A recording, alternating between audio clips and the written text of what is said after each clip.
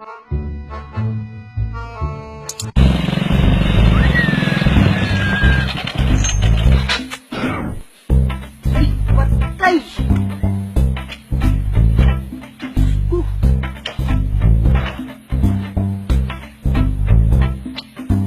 Problema ng motor na to.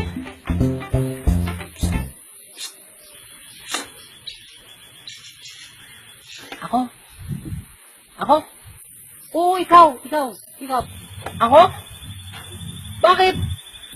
Yung motor mo, parang ex ko. Ha? Ex mo? Ano naman kinalaman ng motor ko sa ex mo? Iniwan din ako biglaan nang walang dahilan. Let me be the one to break it up so you won't have to make excuses. We don't need to find a setup where someone wins and someone loses.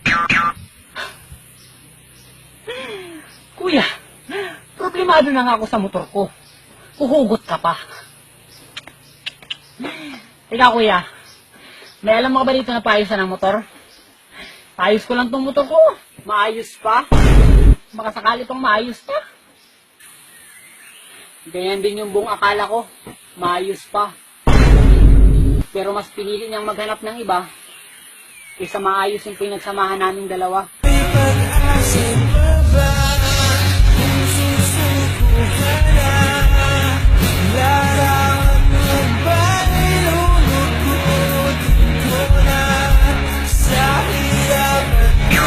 Hugot pa more!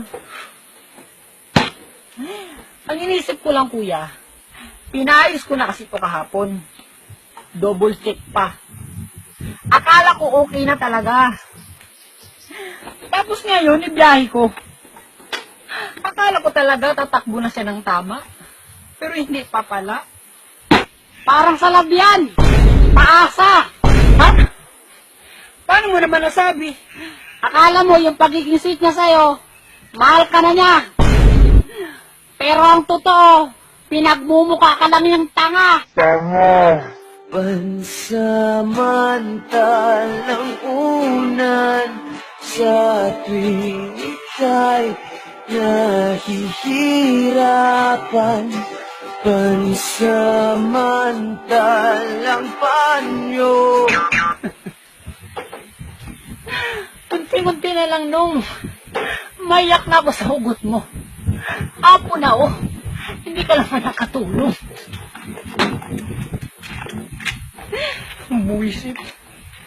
Tulak na lang atong motor. Itulak?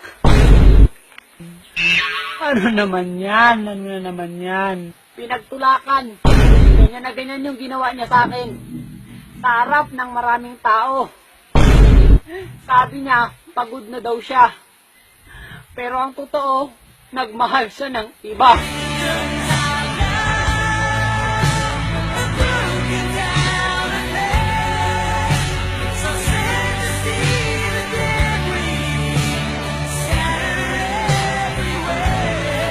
Buisit! Hugot pa more! Napikot! I've been